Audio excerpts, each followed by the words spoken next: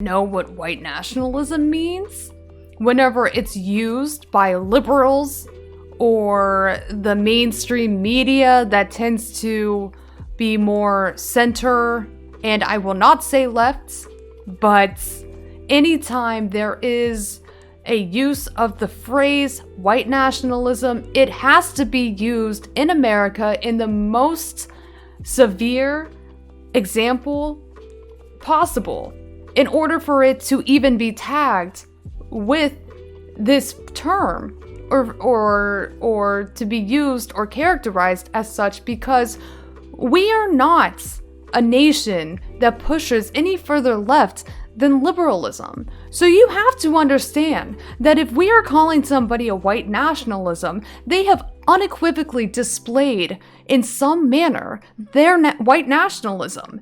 It is undeniable. You know how the media is. CNN, MSNBC, both sides, not trying to be too inflammatory with their use of language, attempting to control the masses with their manufacturing consent that never fully addresses the severity of right-wing ideology in this country. They are constantly doing a service to those who are expressing these beliefs or carrying out these acts of right-wing terrorism because they don't want to be too hysterical. So, keeping that in mind, you know that anytime we are using this phrase white nationalism or white supremacy, it is an undeniable, unequivocal display. It took literal Nazis walking down the streets in Virginia, chanting, "Jews will not fucking replace us,"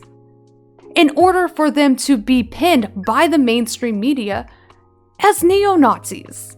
And even then, Tucker Carlson would probably pull this bullshit in defense of those who marched on the streets of Charlottesville, the Unite the Right rally, and be like, well, wait a minute.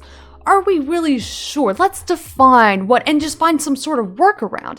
But so quick to call into question what it means for our US military to be a little bit more diverse or inclusive for pregnant women, as if this is a real issue, that this was taking away the masculinity of our US military, comparing it to that of China because they have a developing navy, and what that means if we are going to be equipped to be able to go up against a possible threat launched by the Chinese Navy, having a bunch of women, pregnant women, muddying the waters. Like, so misogynistic, but not in a way that Tucker Carlson can be like, yeah, I fucking hate the idea of women in the US military because I think that they are going to drive down our performance. I don't think women are as good as men when it comes to combat, and I don't like this idea that if we had to go to bat and fight China in a war,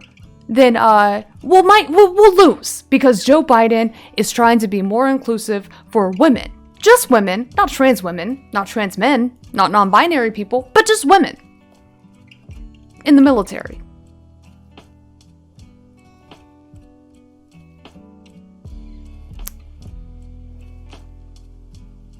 So quick to fully understand what it could mean now that pregnant women are serving in the military, and they even have complimentary suits that accommodate their bodies whenever they are with child. He knows exactly what this could mean, but he doesn't necessarily know what it means whenever people walk down the streets with tiki torches, chanting, "Jews will not replace us." He doesn't necessarily mean whenever a bunch of Trump supporters storm the Capitol building in an insurrection. He doesn't know if that's really, let's think about what this means. This is really an insurrection. Like, he defends all of these actions whenever they are portrayed or illustrated or carried out by those having similar ideology or similar political views. And the problem is that he has such a large platform and he influences so many people. That is dangerous.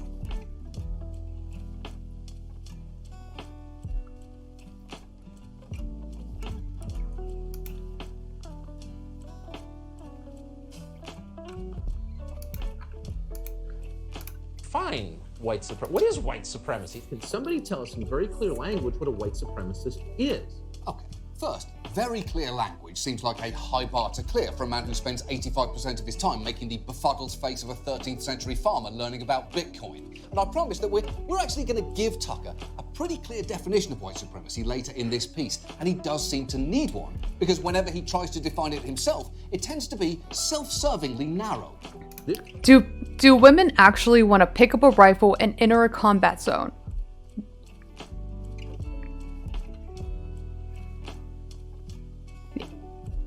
There are obviously women who serve in the military, so that answer is yes. Just a question. Oh, just a question. The fact that women voluntarily sign up for the military indicates that yes, some women do want to pick up a rifle and go to war. Just like the men. Just an answer for your question.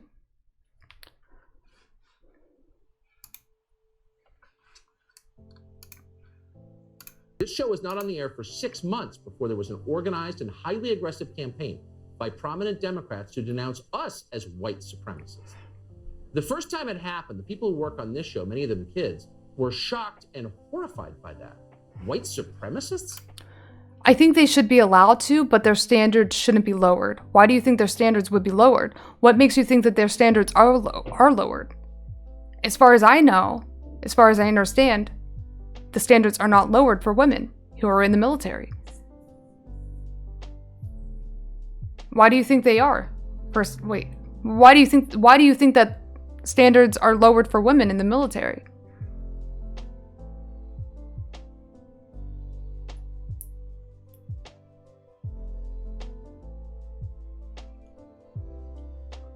Is the boss of Proud Boys, Enrique Tarrio, and his black girlfriend also white supremacists? Yeah. They are lowered, what do you mean? How so? No. More women can join? Okay, so teach me something.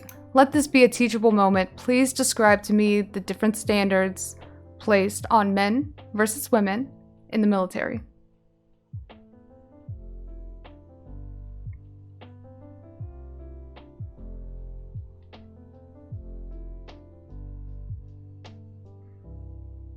C3, I have first-hand knowledge to this stuff. Their standards aren't lowered, at least not anymore.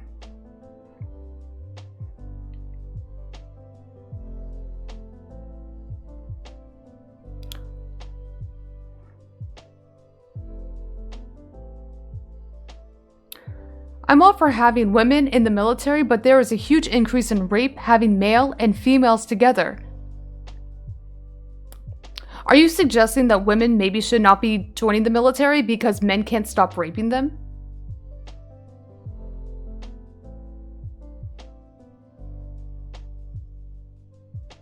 Yeah, sounds like maybe we should be taking rape in the military incredibly seriously and making sure that men or anyone who is guilty of sexual assault or rape is held accountable for their actions, and that there is due process, and that any woman who comes forward or any person who comes forward with rape allegations is given the opportunity to go through the traumatizing steps, to be taken seriously, given a rape kit, tested, all of those things.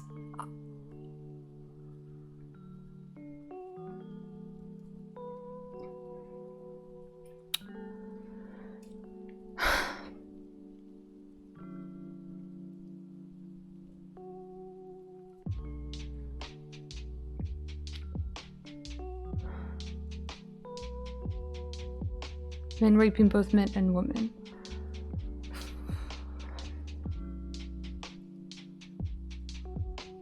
Have-nots.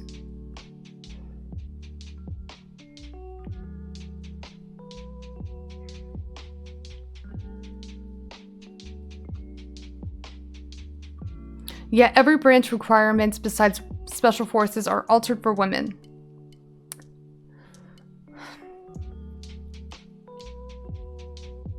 There told him, everyone else is still at lunch, can you do it? which might be the single whitest origin story I have ever heard. So let me just answer this question. MU Hazard, of course,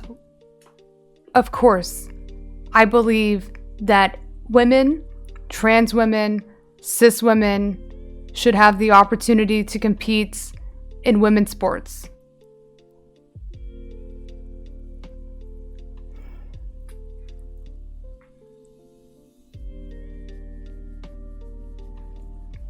Just, there you go. Heard. Hey, you with the skin and face. We've got an extra career lying around. Are you interested? But despite his total lack of preparation, Tucker was almost immediately hitting on themes that he'd be echoing for the next 25 years. Because here is one of his very first TV appearances in the aftermath of the OJ verdict. Let me ask you, Mr. Carlson, do you think we're honest with each other race to race? Oh, no, of course not. I mean, everybody is terrified of one thing. Whites are, of course, terrified of being called a racist. Blacks are terrified of being belittled. Of course, I think we need actually probably less conversation about race. I think it might do us good were we to ignore the subject a little bit and treat each other as if there were no color boundary separating us. I think that might be helpful. I think we talk about it in some ways too much. Okay, first, I'm pretty sure that black people are less terrified of being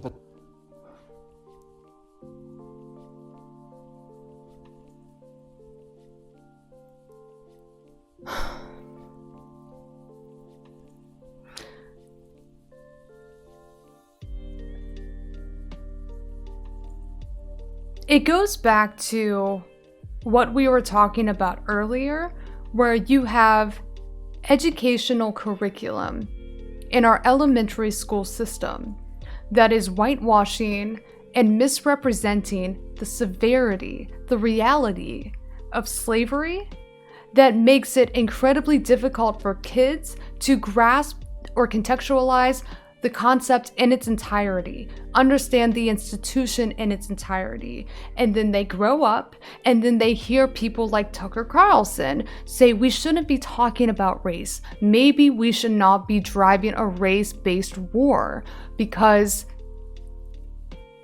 I don't believe that there is such a thing, is pretty much what Tucker Carlson is saying, or that I don't want to have to be bothered to talk about the way in which African Americans are still impacted by the ramifications and the remnants of slavery. It doesn't impact me. I don't want to have to address it. I want to be blind to it. I want to be blissfully ignorant of it in its entirety. And people say, hey, maybe this Tucker Carlson guy, he's onto something. Maybe it's best to just pretend like, or maybe it's in the interest of everyone if we don't make everything about race. I mean, I don't know what it means to be impacted by race. I'm a white person, but I don't want to be bothered to hear other stories who are impacted by race. It's maybe not my problem. And maybe that's the way that we try to just move forward. And that seems like a really good deal for a white person who has never experienced racism in any form, but then doesn't want to be bothered to understand what it could possibly mean to be on the other side of this equation, to be the person who is experiencing racism, not during slavery, not during Jim Crow, not during the Civil Rights era, but right now.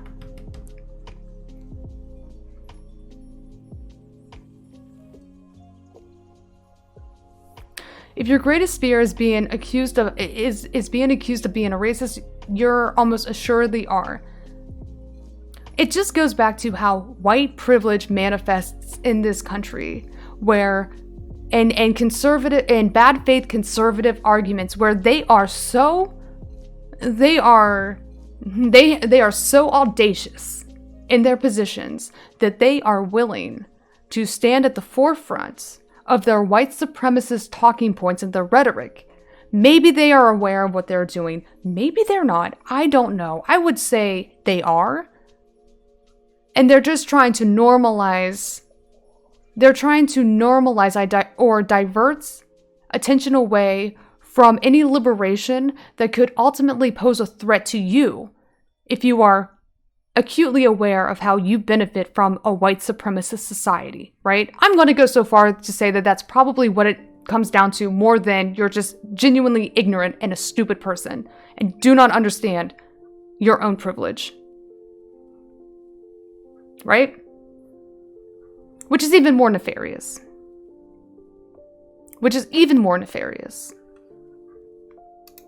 Belittled than have been killed, jailed, economically exploited, or indeed What is white supremacy? What's the definition of white nationalism? What's the definition of white supremacy? Well, I don't have my fucking Webster's dictionary out in front of me, but I'm going to go so far to say that if you're looking to have a descriptor, it would be a person who says something along the lines of, immigrants make our country dirtier, less clean, or whatever the fuck else he said.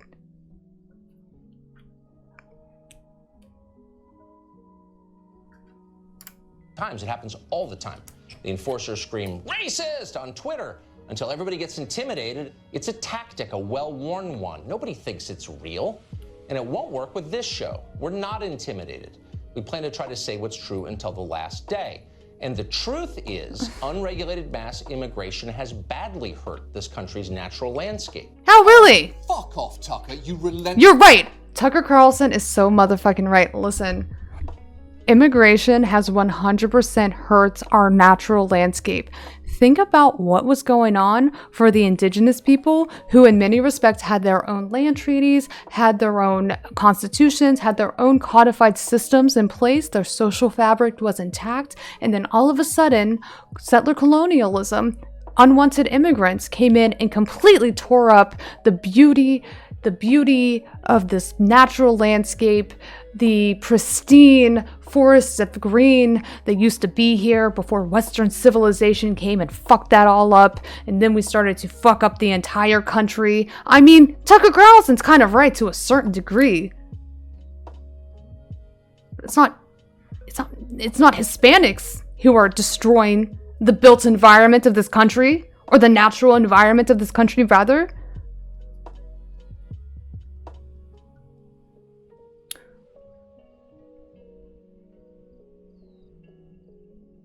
Then chiseled their faces on the side of their mountains. Yeah, adding insult to injury.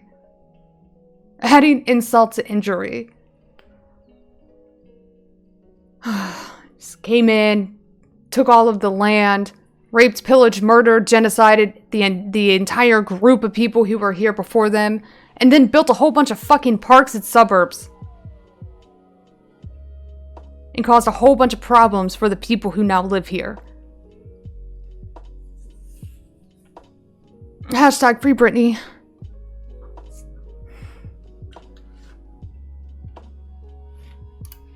Indignant picket fence.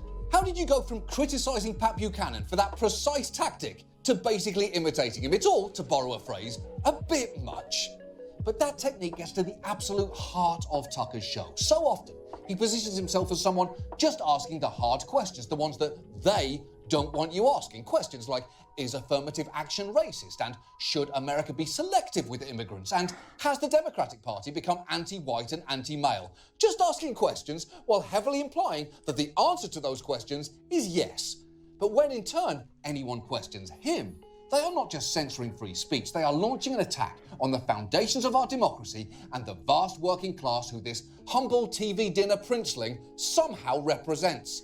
And the most telling thing about Tucker's framing of himself as the scourge of the elites and the hero of the common man is that for Tucker, who constitutes the common man is very selective. Take Ilhan Omar. Just watch him lose his shit over a clip that he's about to play of something she said. If anyone should love America, it's Ilhan Omar. This country rescued She does her love from a America. squalid Kenyan refugee camp and made her a national figure, quite an ascent. Alright, nobody talks about Ilhan Omar. Ilhan Omar has repeatedly said, I love this country That's why I criticize it. That's why I push back on its broken promises, because it's supposed to give me the opportunity to live freely as somebody who has entered this country, who is trying to make a difference, who is trying to ensure that America makes good on their promises and their values to give everyone the opportunity to have a decent life, to have liberties and justice for motherfucking all. And that is precisely what Ilhan Omar tends to say over and over and over again. And her criticism of the United States of America is always preceded with her saying, I love this country, and this is why I stand up and I question what this country has become and how it's shied away or deviated from its values that's written on paper, as if that's really believable anyway. But she does believe in what the Constitution stands for, and she does stand proudly in her criticism, because she is trying to do better for people not just like her, but everyone who would serve to do better if the US government and the Constitution held up to its own standards.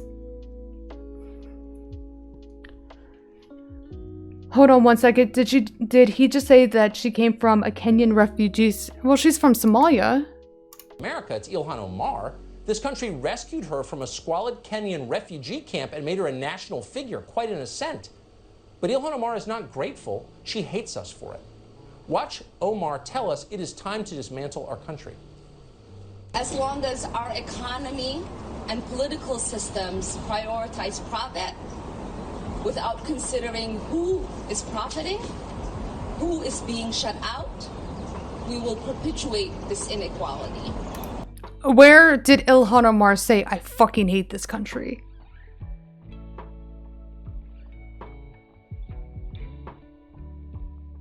Again, this is just Ilhan Omar criticizing the United States and how it is deviated from its promise on paper that it will afford everybody the opportunity for a decent life in the American dream. Whatever that even means. It's not real, but...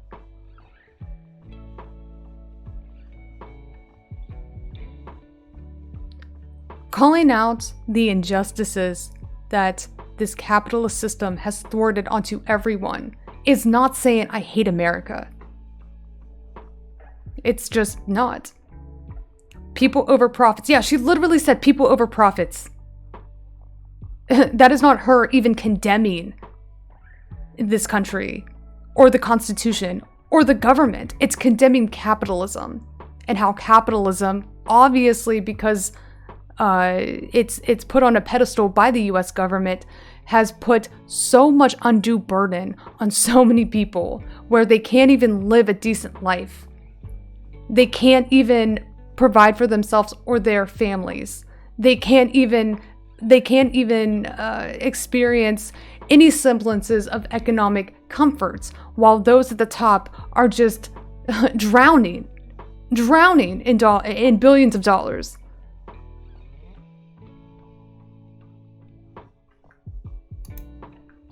It's fucking class warfare. Yes.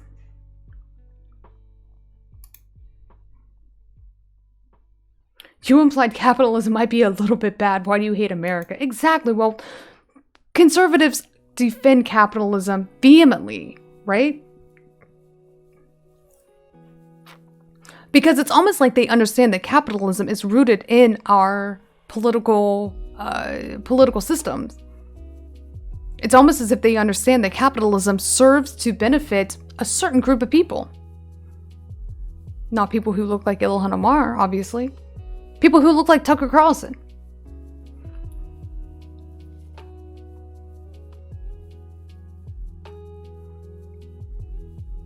And so obviously they're going to do something like a 2-for-1 where they are going to vilify Ilhan Omar because she is a member of a minority group, and then another minority group, and then another minority group. She's a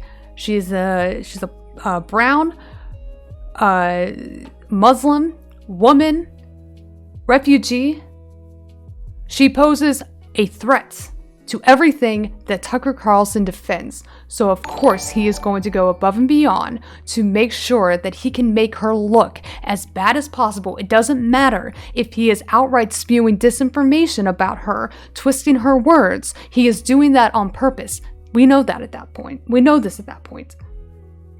It's time to start over. Danny, thank you for subscribing tier 1.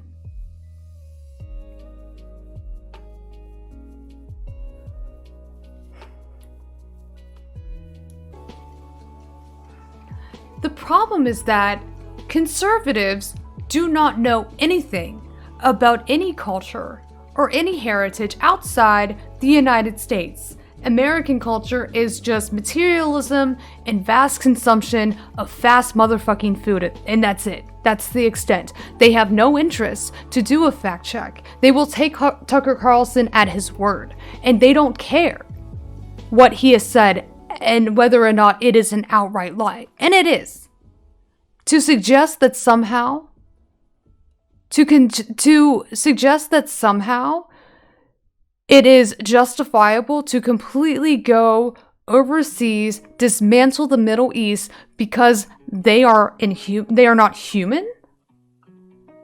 Trying to objectify these people as those who have been completely uprooted, dismantled, killed, all in the name of the Iraq and Afghanistan war?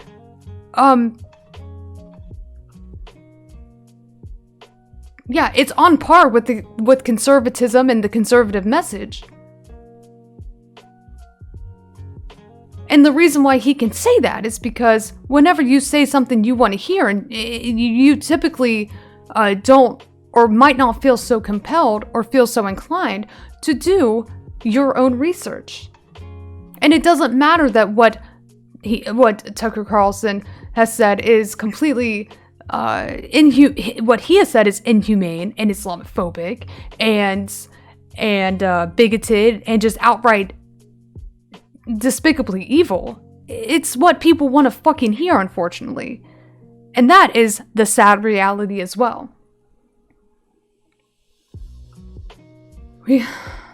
Amy Cardinal, Timothy Dolan, you responded to a question about... Okay, never mind.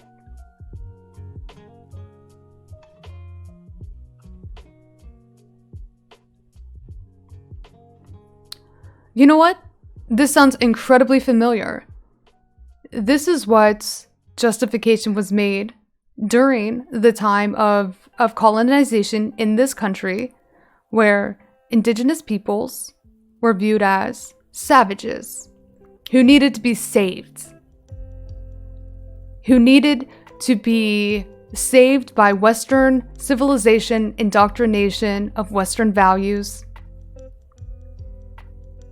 and those who had taken the land of indigenous people took it upon themselves to try to encroach upon the lives of the remaining indigenous people, to try to force them into the Western world, right? Western imperialism is very much, and the defense of Western imperialism is very much in line with the settler colonialism tactics that we saw in this country with the indigenous people, and where they literally objectified and dehumanized these individuals in order to defend their actions, their violence.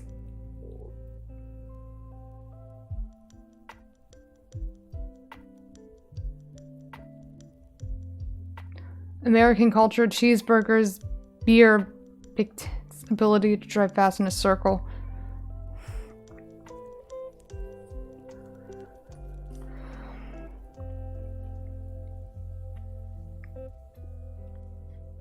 First used in the Middle East and Byzantine Empire, and was still conspicuously absent in Europe until centuries. I can't believe John Oliver. I mean, I guess it's good. Just be like, this is how fucking wrong Tucker Carlson is. But it's like, of course they like, in case anybody had any fucking shred of a doubt. Yeah, the forks actually go back to the Byzantine Empire.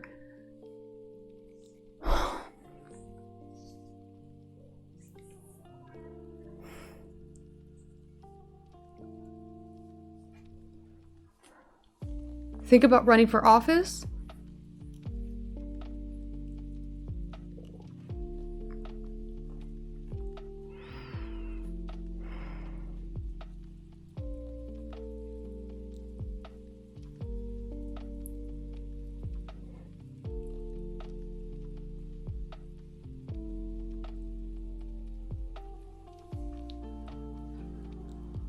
The niece of a Byzantine emperor brought a case of forks to Venice for her wedding feast in the 11th century, she was roundly condemned by the local clergy for her decadence, with one saying, "God in his wisdom has provided man with natural forks, his fingers, therefore it is an insult to him to substitute artificial metal forks for them when eating," which is absolutely fascinating because it's not just a full refutation of Tucker's lazy racism, it's also a very fun fork fact. Fork fact! Fork facts are fun! The point is, when you know how Tucker speaks when he speaks freely, the filter through which he processes the world for his audience becomes painfully apparent because he is smart enough not to openly say into a camera that certain races are more deserving of scorn or less worthy of respect. He will just heavily imply that depending on who he's talking about. Take the Capitol riots. Tucker said that he deplored the violence, but repeatedly compelled his viewers to try and understand where the demonstrators were coming from. On January 6th, we had a riot at the U.S. Capitol. Why did that happen? It happened because millions of American voters were convinced that the last election was not fair. Where did they get that idea? Well, it wasn't simply because the last president told them so. You're hearing that now as if they're animals.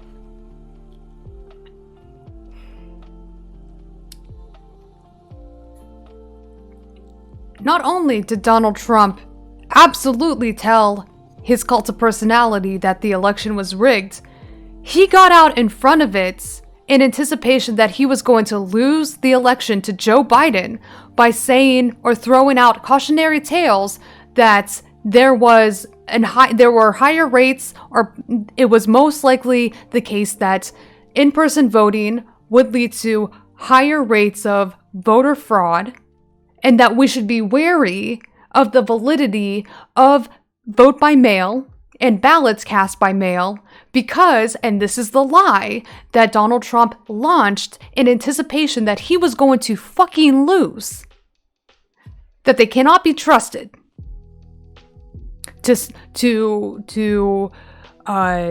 obviously this was an attempt to have something in place to be able to catch him when he falls, to not shatter his incredibly fragile ego. This was an attempt to soften the inevitable blow, or the potential blow, to his ego in the event that he, in fact, lost the presidential election. So it's worse. It's not that Donald Trump said that in response to the 2020 presidential election that this was rigged. He got out in front of this early on in anticipation that this was going to be the results.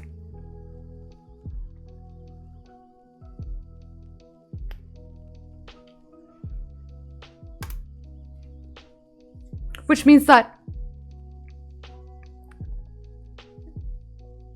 Donald Trump does not care about American democracy. He does not care about the sanctity of our electoral system or our democratic processes. He just wanted to make sure that he did what he could to win, either through a free and fair election, or the other route that he tried to take, convincing however many elected officials to recount the ballots, however many lawsuits to try to call into question whether or not we can trust Dominion voting systems, whether or not some ballots casts were verifiable, whether or not state legislatures had made decisions on how to vote or provisions on how to vote that were in fact unconstitutional, which the Supreme Court ruled that they weren't.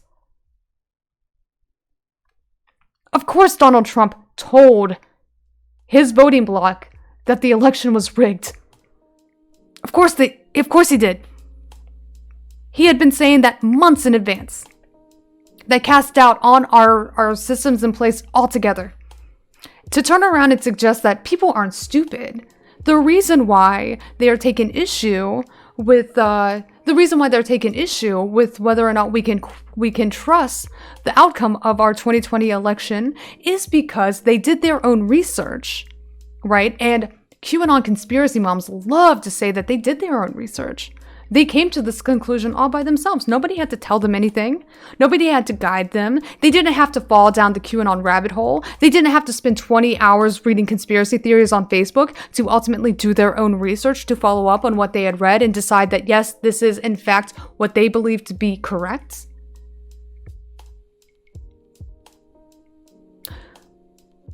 The Trump clan was conditioned into accepting the possibility that the election might have been stolen or rigged because we cannot 100% trust the results of vote by mail or the ballots cast by mail.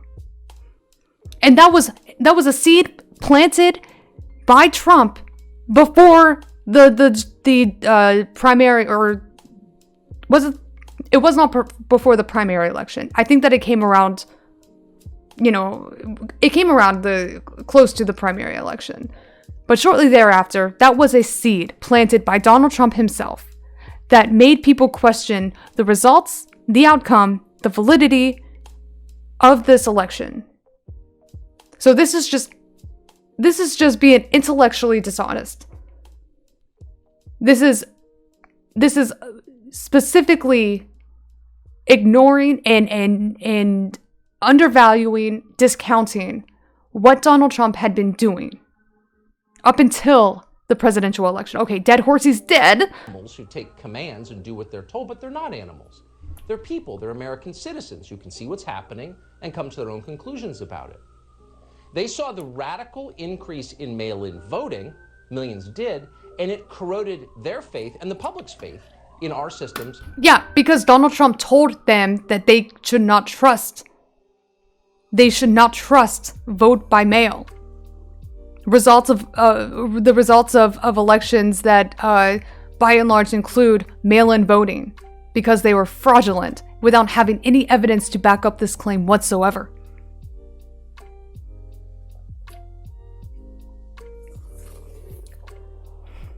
It's just so incredibly dishonest. It's despicable.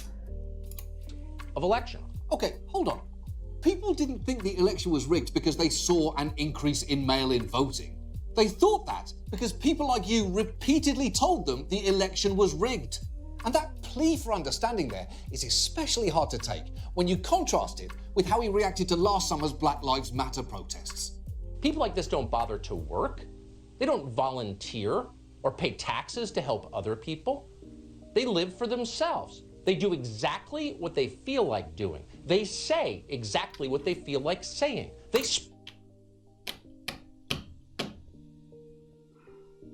I've never seen conservative projection like this, ever. The Black Lives Matter movement adopts heavily from the Black Panther Party in their values, in their belief system of communal living, of collective action. They believe in the values of standing up in solidarity, to fight back against systems of oppression, to support and promote Black liberation. They are not, by any stretch, looking at this through the scope of individualism or acting as individuals. They are part of a collective. They have shared value systems. They are working to achieve their collective goals that they have to literally fight for. If they didn't have to fight for Black liberation, if they didn't have to fight for their own power or political agency or equality, they wouldn't be marching on the fucking streets in 2020.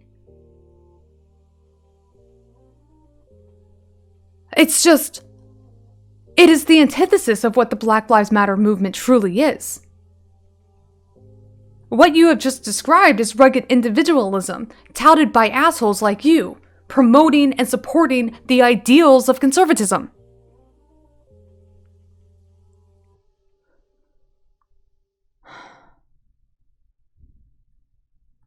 But again, Tucker Carlson is not trying to be honest about the goals or the shared visions or the principles of the Black Lives Matter movement. He's trying to demonize and vilify the movement in its entirety. Spray paint their opinions on buildings. On television, hour by hour, we watch these people, criminal mobs, destroy what the rest of us have built. Criminal mobs. How does Tucker Carlson feel about the insurrection? Criminal mobs, you think? Anybody? I don't think so. No, he They have doesn't. no right to do that. They don't contribute to the common good. They never have. Yet suddenly they seem to have all the power. Well, that's quite a different tone. And it is interesting to see who gets to be American citizens who came to their own All right, he conclusions, already said that. and who gets to be criminal mobs who destroy what the rest of us have built. And it does seem like the dividing line for Tucker on that question is, how easily Hey, Jay. can you sunburn? And look, my point here isn't that Tucker is inconsistent in addressing two violent protests in vastly different He does ways. not. It's that he's Tucker Carlson. actually incredible. Tucker Carlson does not believe the insurrection was perpetrated by Antifa. Tucker Carlson is going to say that the insurrection was perpetrated by Antifa to throw everyone off the scent, because that is what he is paid to do. He is paid to try to whitewash. He is paid to try to whitewash and de-escalate the incrimination of white people and what they are guilty of in upholding white supremacy, white nationalism. He is there to try to divert the conversation away from the true crimes committed by those on the right, by those as part of the Republican Party, and find any way possible to otherize anybody who stands in opposition to the values of the conservative Republican Party, which just happens to be white nationalism and white supremacy, and racism, and bigotry in general.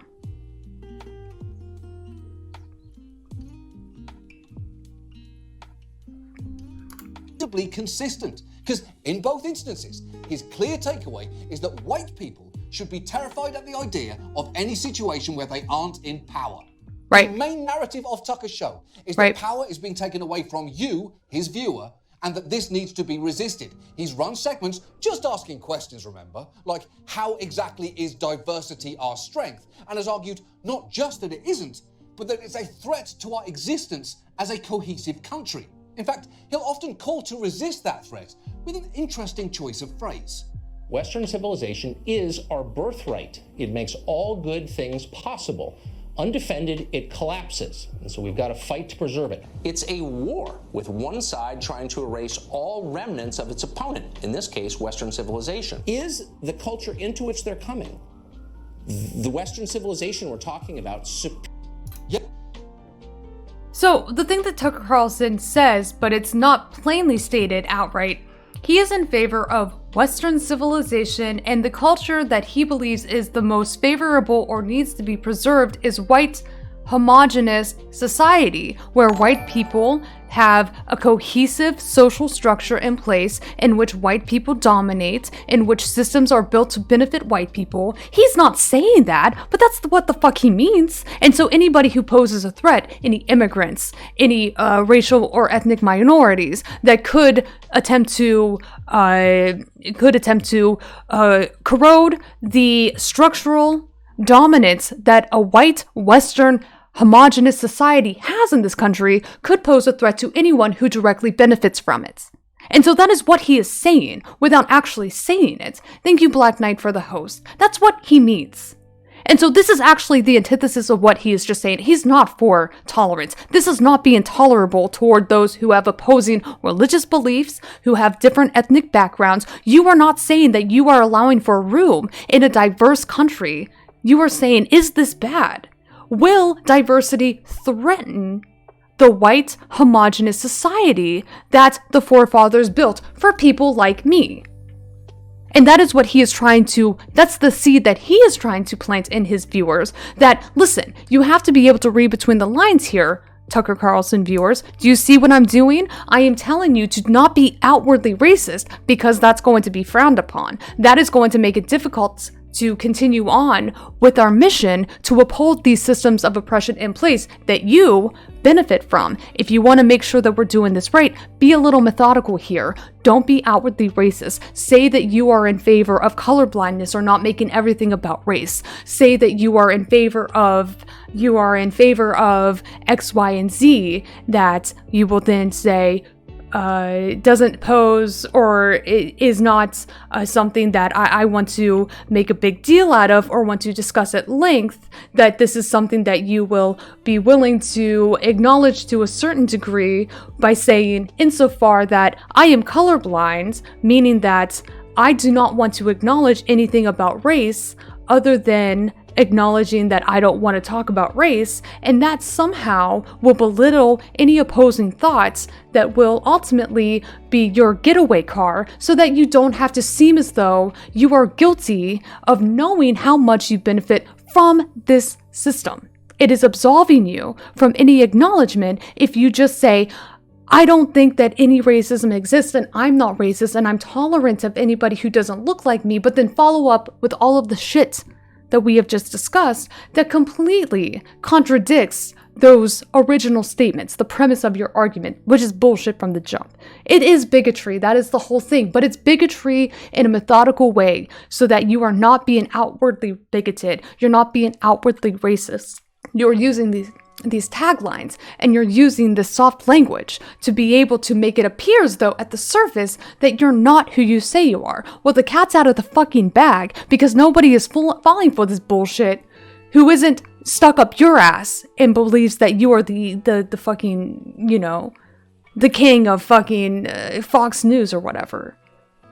But the problem is that too many people do look to Tucker Carlson. I keep on saying Tucker Carlson.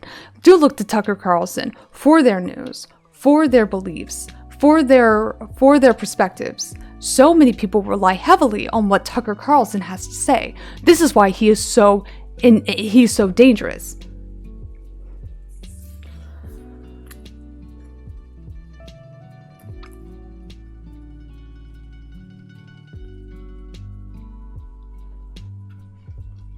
Yeah, it is. That's like saying I've got 10 fingers and toes. I hate that they get to call themselves activists. It makes me fucking sick. I know that activist is just a noun, but it just bastardized. I don't know why. I'm just pointing out how words are bastardized and then they bother me. Sorry, but it's just. Just imagine this being what you fucking are an activist for. He doesn't deserve the word activist. Exactly. But, you know, if it's what you believe in, that's just what you are. Conference room full of fellow white supremacists. An example of someone engaging in very effective rhetoric is, of course, Tucker Carlson. Tucker is helping mainstream conservatives change the way they think about politics and causing a massive swath of Trump voters to look deeper into many of the issues that we already talk about. The left is aware of what he's doing, and he's aware of what he's doing, so it works phenomenally. Oh, that might be the single worst laugh I have ever heard, and I say that as someone who has almost forgotten what human laughter sounds like. I've been stuck inside Casper's arsehole for 12 long months now. I'm so desperate to hear the response of a live audience, but if it is a neo-Nazi chuckle ping-ponging off the walls of a hotel ballroom, I think I might be out. And look, if everything I've shown you tonight somehow still isn't enough, let's hear from a literal former Grand Wizard of white supremacists, David Duke. He's not only tweeted approvingly about Tucker in the past, saying Tucker is right and can't cuck the tuck, which, as all Tucker viewers know, refers to when a humiliated man watches his wife have an affair. Duke, even where he sometimes just recaps Tucker's segments from the night before. Humiliated man watches his wife have... And look, if everything I've shown you tonight somehow still isn't enough, let's hear from a literal former Grand Wizard of white supremacists, David Duke.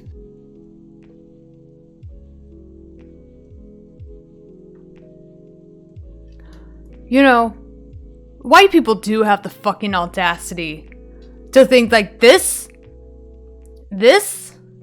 is what, this face is what makes you fucking superior. That this is what you need to fucking preserve? Why is David Duke not dead yet? Good question. I don't fucking know.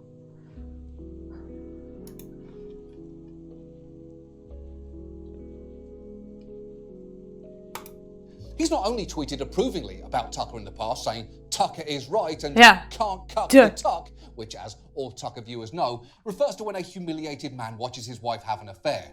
Duke even has a podcast where he sometimes just recaps Tucker's segments from the night before. Last year, when endorsing Trump for president, Duke even suggested that Tucker Carlson should be his VP, explaining Tucker's value to the white supremacist cause like this. Can anyone here think of a handsome white man who is also vehemently racist? No, because if you're vehemently racist, you're not handsome. You're not handsome. It doesn't matter what physical characteristics you have, that under other circumstances, you might be regarded as handsome. If you are a vehemently racist person, you know what I'm about to say. You know what I'm about to say. He looks like John Bolton with that. He does, kind of, yeah. You're either racist or attractive. I'm saying that if you are attractive under conventional standards, if you are considered conventionally attractive, but you're a fucking racist, all that attractiveness just goes away. It's amazing how, yes, once you realize certain components of a person's personality, and if those components include you being a fucking racist, I no longer find you attractive. It's just how it works. Thank you, Brett. You know what I'm talking about.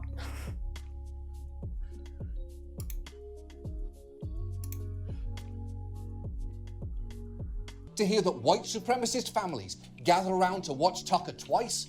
The fact is, millions of viewers a night watch him once, and once is already more than enough.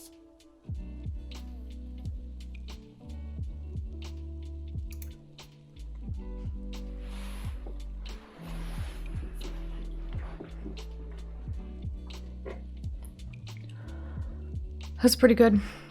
It's really good.